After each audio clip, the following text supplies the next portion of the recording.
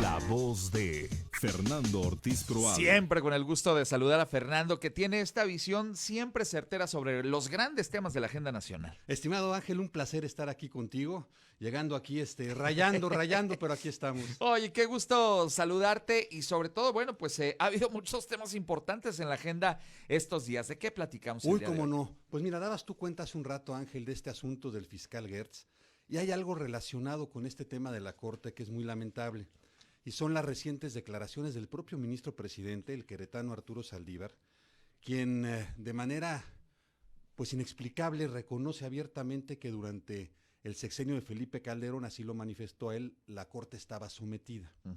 Es una declaración compleja, es una declaración preocupante y es una declaración que lo compromete a él también, porque él era parte de este cuerpo colegiado durante esa administración. Justicia sometida no es justicia, estimado Ángel. Tú comentabas hace un rato, por ejemplo, la velocidad con la que se tramitan algunos asuntos, como fue el caso de Florence Cassés, y hay otros que llevan años, muchos años, atorados, estancados en los trámites judiciales y administrativos de la Suprema Corte de Justicia de la Nación. Vemos una justicia diferente, selectiva, convenenciera. Vemos sometimiento de los ministros, ya sea por conveniencia o ya sea por miedo, pero finalmente es lo mismo, sea cual sea el caso es lo mismo. Quizá hoy el sometimiento no sea por una conveniencia o por una estructura de poder o por pertenecer a un grupo de intereses.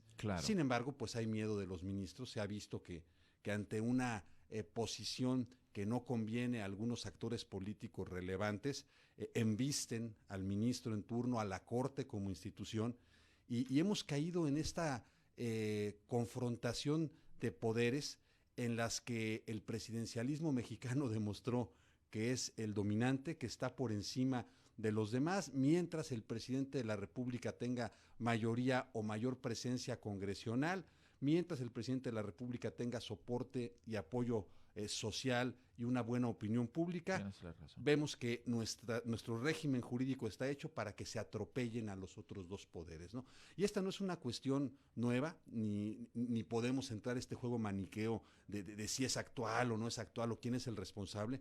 Todos somos los responsables y hemos permitido que se construya esta estructura de poder, que se van a ir en unos años quienes están hoy, y lleguen los que lleguen del color que lleguen. Nuevamente vemos cómo funciona o malfunciona esta relación entre poderes. Pareciera, Ángel, nuevamente que se acredita que el presidencialismo mexicano, como lo hemos conocido al día de hoy, ya está desgastado, que tenemos que pensar en otra forma de administrar nuestro régimen político, entendiendo ya la pluralidad y diversidad que existe en el país, o quedarnos como estamos. Y bueno, pues aquí la ruleta es muy sencilla, es una rueda de la fortuna. Si te toca ser favorecido del poder, bueno, pues qué padre, ¿no? Que se den estas circunstancias, ¿no? Que prevalezcas en la justicia. Pero si no te toca estar de ese lado, si estás del otro lado de la moneda, bueno, pues te van a atropellar, ¿no? Lo vemos, por ejemplo, con el caso de los exgobernadores. Ahora se ha vuelto ya costumbre, prácticamente promesa de campaña que se cumple, el procesar y meter a la cárcel, sea por poco o mucho tiempo, al gobernador anterior, si es que no era de la divisa política a la que pertenece el nuevo. No dudamos que existan elementos en el abuso del uso de los recursos para esta clase de procedimientos. Sin embargo, vemos, Ángel, cómo se usa políticamente la justicia también en algunas entidades. Vemos estas imágenes de Jaime Rodríguez el Bronco siendo fichado, ingresando desde el momento al que penal, fue detenido en su rancho. que en eso tiene razón el presidente de la República, no deben difundir esas imágenes, pero la verdad es que el procedimiento judicial es lo de menos. Estos son procedimientos de naturaleza política, ¿no? Que tienen fines políticos y los alcanzan con las escenas que vimos el día de ayer. Yo creo que después de lo de ayer, francamente, para el gobernador Samuel García debe ser irrelevante lo que pase después. En una de esas lo van a soltar muy pronto. El golpe político-mediático ya está dado, Él ¿no? ya lo puso en Instagram y es lo que cuenta para él, ¿no? Exactamente. Bueno, pues en fin, y mientras desde la presidencia se decía ayer que no debería utilizarse este tipo de asuntos para como venganza política, yo me imagino que la primera que aventó el buche de atole que ya se había tomado fue la señora Rosario Robles, que permanece en la cárcel. Pues sí, vemos también cómo la justicia obedece a confrontaciones incluso de índole personal, a traiciones, cómo no es lo mismo estar en el ánimo a no estarlo. Y es la historia de México, Ángel, y es parte de la injusticia y de el deterioro institucional que hemos venido padeciendo. De la pobreza no solo se refleja en la falta de oportunidades y de recursos, sino también en esta falta de principios de derechos, de equidad, de la que lamentablemente somos testigos cotidianamente, Claro. y para todos lados, porque también en las entidades se replica este modelo. Es más, yo me atrevería a decir que en algunas entidades hay más sometimiento todavía Claro. de estas instituciones de procuración y administración de justicia a los designios del Ejecutivo que a nivel federal. Estoy de acuerdo contigo.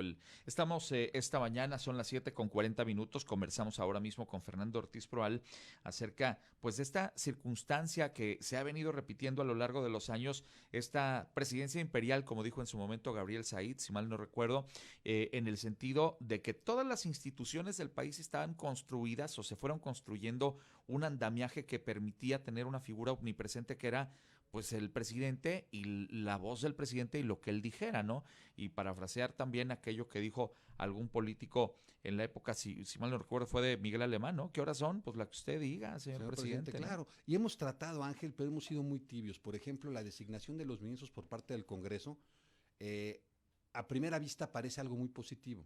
Pero realmente, ¿quién propone las ternas? Pues el Ejecutivo. O sea, Claro. sí le entramos a que sea el Congreso, pero manteniéndole al Ejecutivo su derecho, en un derecho derivado de qué o de dónde, ¿no? Cuando se supone que vivimos en un régimen democrático en el que queremos construir un sistema de pesos y contrapesos para que exista una verdadera república y no se concentre el ejercicio del poder público. Y hoy vemos esa excesiva concentración del poder público, primero en la figura del presidente de la República, y la hemos visto antes y la vemos hoy. No es una crítica Claro. al momento, es una crítica genérica a lo que ha venido A la pasando institución. exactamente en las últimas décadas en México. Vemos, por ejemplo, que ya no existe aquello del informe presidencial, ya no es el día del presidente, pero vemos una presencia del titular del Ejecutivo y del gobierno federal a través ahora de los medios electrónicos, de las redes sociales, quizá más impactante que lo que en su momento pudo haber sido el tema del Cierto. informe presidencial. Sí. Y en fin, ¿no? Seguimos generando ese idea del gran Tlatuani, del hombre, como tú bien dices, omnipotente en este país, que la verdad mucho nos lastima y poco ayuda a la corresponsabilidad en el gobierno. Fíjate, el día de ayer aquí en Querétaro se tomó protesta a la mesa directiva de la nueva delegación de la Cámara Nacional de Transporte de Carga, de la Canacar. Es importante porque no había delegación en Querétaro. Ujú. No obstante que importantes empresas transportistas están asentadas en Es Querétaro, verdad. que somos un eje neurálgico de la logística nacional y demás, pues no, se tenían que ir a León, Guanajuato, a la Ciudad de México para poder ser escuchados los transportistas razón. queretanos. Hoy se reconoce ya esa necesidad y el gobernador Mauricio Curi en su mensaje dijo algo muy interesante, Ángel. Dijo, no le dejen a los gobiernos el destino de su patrimonio, de sus negocios, de sus familias. Participen, actúen. Y el mensaje que da, que es interesante, Ángel, es esa corresponsabilidad.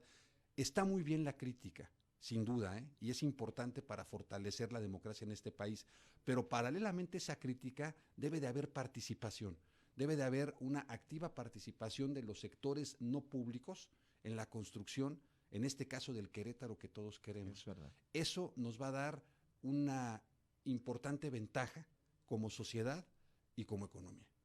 Y hay que comprar el mensaje, no hay que dejar de echarle la culpa a los gobiernos de todo, hay que hacernos responsables también quienes estamos del otro lado en la trinchera que nos toca, y hay que ser corresponsables sin dejar de ejercer la crítica. Claro. Y sin dejar de exigir a las autoridades el ejercicio debido de sus atribuciones. Que cumplan con lo que tienen que hacer, que es su obligación, desde sus distintos ámbitos, el que pues respeten las leyes, que las hagan cumplir también, que se conduzcan con todo lo que esperamos justamente de los gobernantes.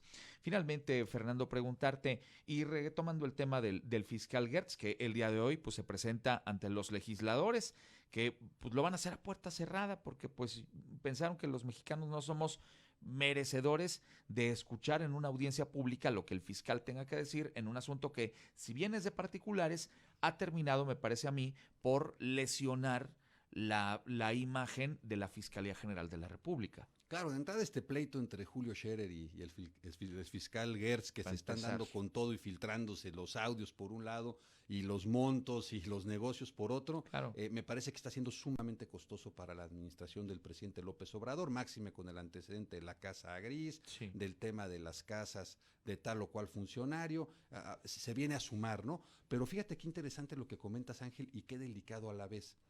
¿Por qué se trata en el Congreso de la Unión, que es la casa de todos los mexicanos, que es el órgano que representa a la nación, un tema de naturaleza privada?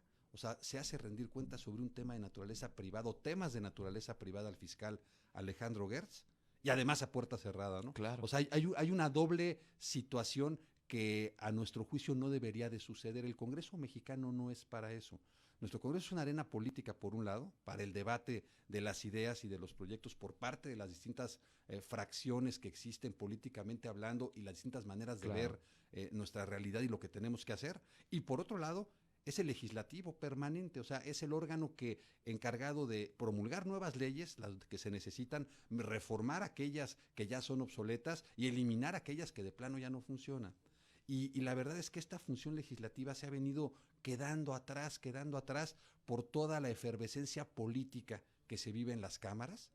Y eso es en perjuicio finalmente de todos los mexicanos, porque estamos dejando de generar las normas o las reglas de convivencia que realmente nos pueden permitir evolucionar en un mundo mucho más dinámico, mucho más competido cierto. y mucho más complejo que el que hay y que cada día sigue generando la necesidad de regular nuevas realidades sociales, ¿no? Entonces vemos esto, otra vez la política, otra vez temas de naturaleza personal, otra vez el capricho, ¿no? Hay por ahí una caricatura hoy de un destacado caricaturista en la que hay una constitución mordida por un borrego que pasó y le hizo un arco, y ese borrego son los legisladores, ¿no? No te gusta la ley, no te gusta la constitución, pues aquí estamos para abrirte el paso, ¿no? Acomódala al mejor gusto y conveniencia de quien te lo pida, ¿no? Sí, y lamentablemente es lo que estamos viendo, ¿no? Qué lamentable. En Bueno, fin. pues en esos tenores andamos el día de hoy. Vamos a ver qué nos quieren platicar de lo que les comentó el fiscal Gertz, los legisladores el día de hoy. Claro que además es ingenuo, estimado Ángel. Hoy todo se sabe, todo se graba, todo se filma. Si hasta las conversaciones que se supone eran privadas, hoy alguien las hizo públicas, ¿no? Entonces, pretender secrecía en esta clase de cuestiones es realmente absurdo. Lo único que van a generar es una inercia negativa en algo que pudiera eventualmente ser positivo, aunque te repito, Es cierto. yo creo que un funcionario tiene esta dualidad de funcionario público y no deja de ser una persona, un ciudadano. Tus temas de ciudadano no tienes por qué ventilarlos ante las instituciones políticas por el hecho de ser servidor público. Salvo, Fernando, que hayas usado la estructura del poder público en la que tú estás trabajando para tus fines personales. Claro, en cuyo caso se le tiene que fincar una Ahí responsabilidad, está. Ángel, y no ir a explicarles a los No, legisladores. no ser llamado por el señor director a rendir cuentas, ¿no? Claro, porque se está peleando con el otro, ¿no? Pues no, imagínate nada más. Te habla el prefecto que vayas a rendir cuentas allá. Pues no funciona Pues de sí. esa forma. Fernando, siempre un gusto recibir. Al contrario, Ángel, un placer estar contigo y de veras te deseo a ti y a todo el amplio auditorio de RR un excelente jueves. Gracias por estar con nosotros. Fernando Ortiz Proal con ustedes esta mañana